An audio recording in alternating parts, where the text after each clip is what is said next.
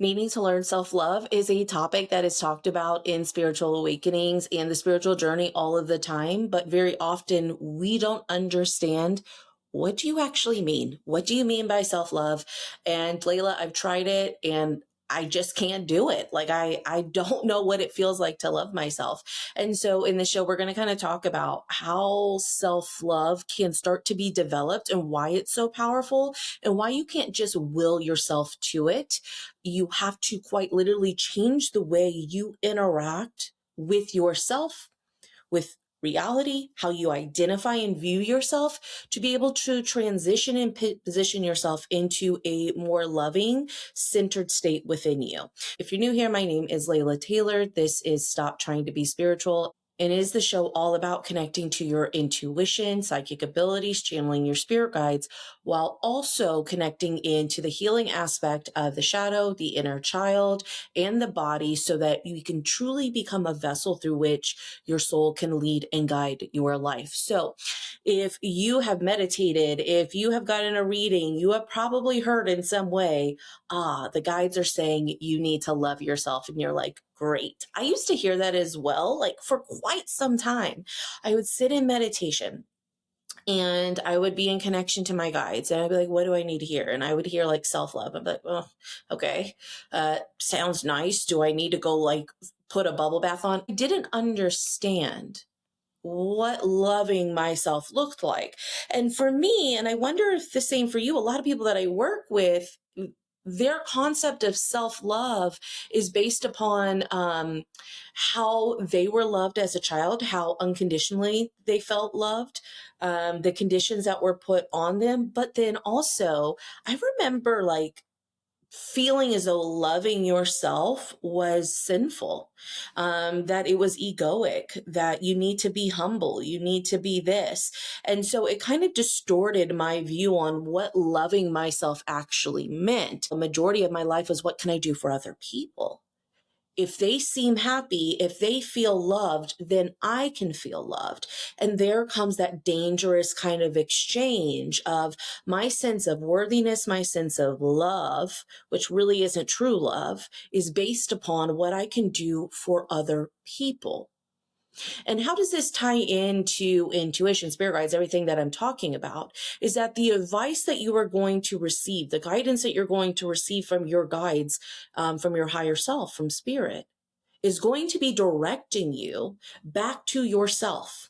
Because your guides aren't like, go out there and heal the world. Your guides are like, you're here to balance yourself, to love yourself. And we get it so backwards in society. And that's why so many people I work with, when they first understand that they can connect in spiritually, they're like, forget me, let me go take care of everyone else. And that's where then usually some sort of tower moment happens, where they get really fatigued, they get really confused, they don't understand why they're doing what they're doing. They may get an illness because it's about you. The thing is to tell someone just to love yourself, it doesn't work. It just doesn't work. The only way, and I didn't know that I was developing the ability to love myself by doing this practice, and I'm going to talk to you about it, but I do realize why it's helped me develop self-love. See, when you've spent the majority of your life not curious, compassionate, interested in the soul, the inner aspect of you, and all of its different dynamics of how you show up. You're not interested in your shadow. You're not interested in what your body wants or needs. You're not interested in your inner child. You're not interested in that 95, 98% of the subconscious. We're just so outwardly focused that the issue is you have no sense of identity, just of you. You don't have an awareness of who you are in this physical body and or beyond. And so to love yourself feels very amorphous. There is no presence within you because you have bled into everyone else. Your energy is not contained within you. How do you love you if the only way you know yourself is through other people? See, this is the cart before the horse issue that is not talked about enough. Same thing with your psychic ability. Same thing with trusting your intuition. It isn't let me get an attunement. Let me hopefully that, something happens and it bangs open my spiritual abilities. We need to come back into the wholeness and the presence and the awareness of ourselves so that we then can listen to our psychic abilities. We then can trust our intuition. We can then truly love ourselves, because to love yourself is to know yourself, to witness yourself. And if you are not witnessing yourself, who are you loving? Truly. And so in my deep unknowingness, I felt lost. I felt like I needed to be blessed by something. This is where you're suffering. So that's why when I work with people, and it is, let's just sit in the energy and the frequency of my soul. Let that animate my experience. Let me observe myself, become aware of myself. Not just in let my soul animate my experience and move through me, but let me become so deeply aware, compassionate, and curious about all of the ways of which I show up, all the ways of which I get triggered. I feel sad. I feel hurt. All the things I find joy in. Let me witness my own life, please. And so also what I do, because I only speak about my experience, so my experience with my own healing, what my guides have taught me, and then what I have now taught other people and worked with over 1,000 people at this time, is I will say to many people, you need to speak over yourself. Witness your own experience. It feels so simple. It feels so simple to do. It feels like it won't do anything. But when I am lost, when I am confused, those first few years, especially after my awakening, I am just closing my eyes and I'm breathing. I am trying to bring my soul more into my current everyday experience. Let me feel the energetics. Let me feel the frequency of the truth of who I am. And let me just sit in that. Let me know myself better by allowing that to be present within my own awareness. That in and of itself is going to expand your energy. It's going to bring more light, more awareness, more strength.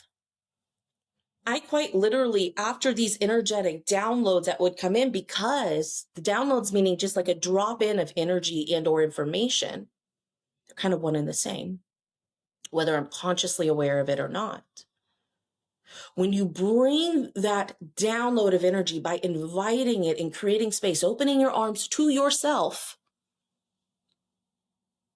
what is going to happen is that you're going to feel bigger. I'm not talking about your waist size or anything like that. I'm talking about energetically. You are going to feel who you are. Because what a lot of people are walking around without that connection, without that awareness, they're feeling so heavy. They're like, God, I'm exhausted. I don't know what I'm feeling. I'm feeling like all this weight on me, all this pressure on me, but I also feel so scattered. That is because your energy is not contained within you, because you have no structure, no awareness of it.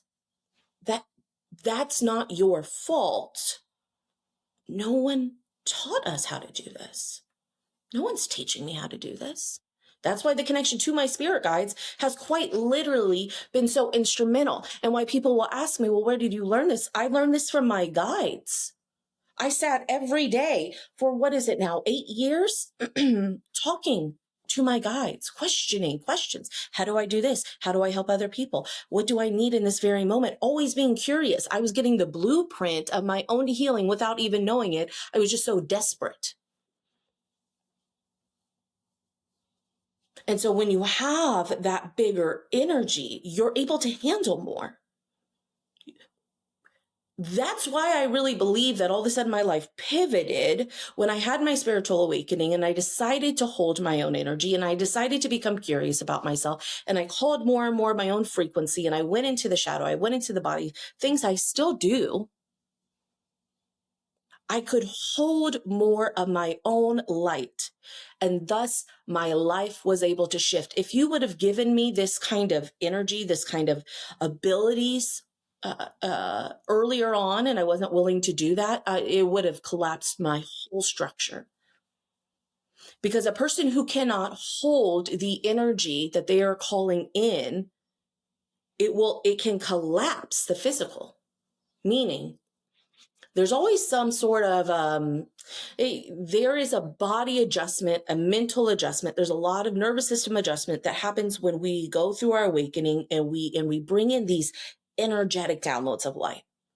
It's going to look like your sleep is disrupted. You might get sick. It could be minor illnesses. It could be a little bit more major. You could have life events shift, relationships shift.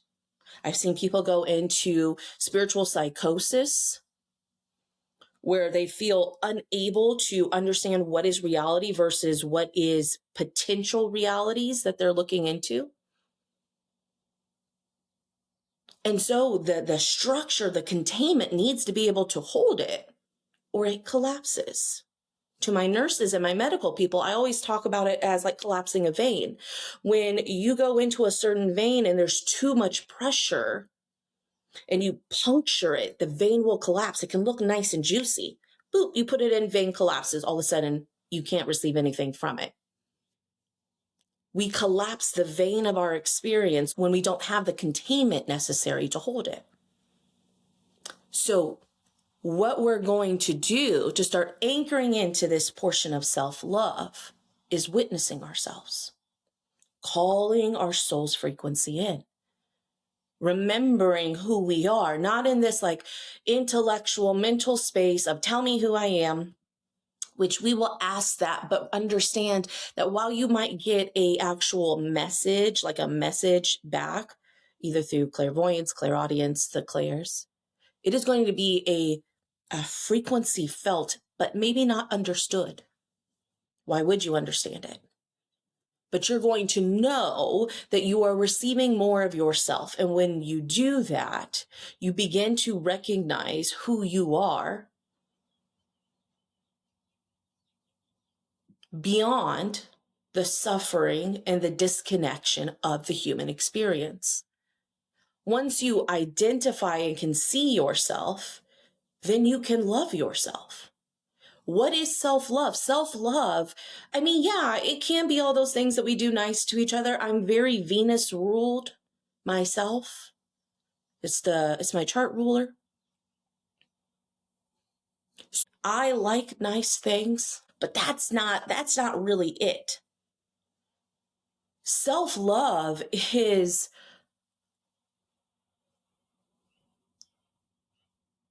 allowing yourself and your experience of who you are to be the dedication that you have for your entire life. Me being curious about myself, me being compassionate with myself, me pushing myself beyond my fears, my limitations, my feelings of unworthiness, of man, what if I do this and this person abandons me? All of those things that used to keep me so stuck. Self-love is seeing that I have a desire to shift and allowing myself to bravely move into it and being compassionate through all the pitfalls and all of the confusion and all of the excitement.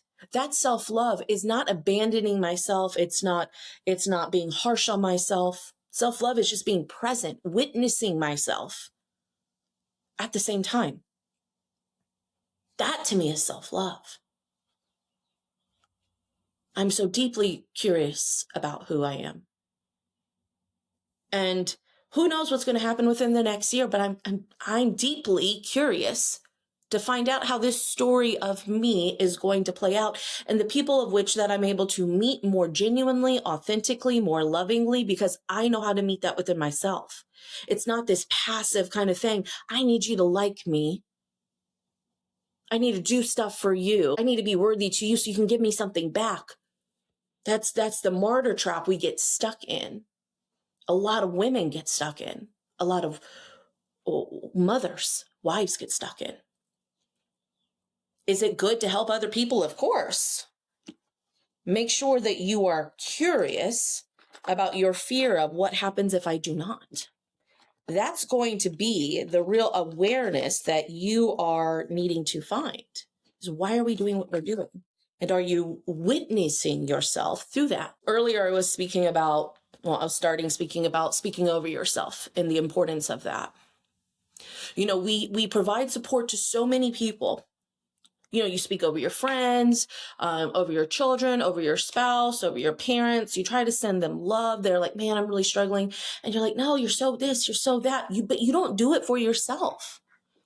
And so one of my practices that I had been so good to do to other people, but horrendous to myself, is when I would be meditating, I would be connecting in meditation. There's multiple different meditations too, so I might be being confusing here. I'm not talking about the still mind meditation. I mean, I become aware of my body. I open up my energy. It's very active, and I speak to my shadow, my body, my guides. That's literally how I teach people to do it. Is while I'm sitting and I maybe feel a rush of emotion, maybe I'm feeling like, God, I feel so disconnected right now. I don't know how this is going to end. Maybe I'm really questioning myself. What I'm going to be doing is I'm going to allow that emotion to come up and I'm going to speak it over myself. What does that look like? Oh my gosh. Whew. I'm overwhelmed in this moment. I am overwhelmed in this moment, and I am desiring to get an answer, but I know I just need to be present and I need to be still. Even though I am confused, I know that I'm being guided. Help me see that. Help me see myself. That even in my confusion, I know I'm being guided. That is what I mean when speaking over yourself. And it looks just like that. I'm not doing anything special or different for the camera. This is exactly what I'm doing. Speaking up. Let me be truthful. Let me not spiritually bypass and gaslight myself. Let me be truthful in my experience that I'm going through. This, when you're aware of yourself, witness yourself, you're curious about yourself, you've identified and brought presence back to you. You're centered. So people will talk about all the time presence. What does that mean? It means you're centered within your energy. You're not projected outwards. We radiate from our center. That allows you to love yourself. You can't love what you don't know. You can't love what you can't witness. I heard this quote from someone on TikTok, and it might have been a movie. And they said, do you know why we marry? Why we love each other? And they said, yeah, you want someone to love you and love you back, spend your life together. And that person, it was something along the lines of, no, we need witnesses to our lives. And what we are agreeing to is to be a witness to each other. And that makes me emotional as I just say that. I'm thinking about the fact that I've been almost married 20 years here. November 18th is my 20th wedding anniversary. And one of the biggest things that me and my husband have done as we have moved through, I got married at 19, got married very young. And we have gone through a lot. 3 children, ages 20, almost 19, 12. We've gone through so many challenges, but we have witnessed each other through them all and been so curious and compassionate in so many other ways. And sometimes not compassionate, right? But we have been witnesses to each other's lives and each other's evolution, and we've encouraged it. We've been curious about it. And that, to me, to be seen is to be loved, to be witnessed is to be loved. And so to do that for another doesn't mean that you need to change yourself for someone else, but you just witness, validate, reflect, mirror back to them their experience. That is what we all need. And so that is what we can do then for ourselves. And if you care to know, it's a marriage advice. If you think that, 20 years and all of the trials that we have gone through is admirable and that we are quite literally best friends. I know some people are like, ugh, no, me and him are best friends. We are deeply in love, and enjoy this experience together is witness each other, validate, allow each other to be mirrors back onto you. Be curious, be compassionate, open up that space for that. And then also, I hope that you can see also why being in good friendship, being in good relationships where you can be mirrored back to, reflected back to, is think about the friends that you have that are like your ride or dies that you absolutely love. They are the ones who can reflect to you, I'm sure.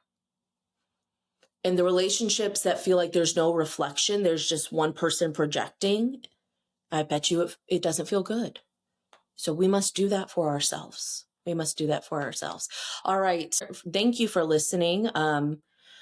And someone asked me, am I channeling in my podcast? Of course I am. I have no idea what I'm saying when I come on. So that's why you'll hear me kind of going roundabouts here. As I'm working it out and processing the energy, as I feel a download kind of come through, I jump on. Let me talk.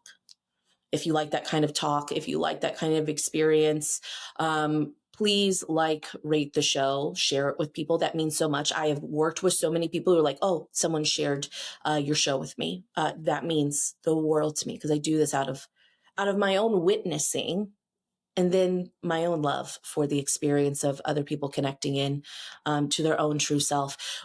Look into working with me in a one-on-one session, Spirit Connector and or mentorship.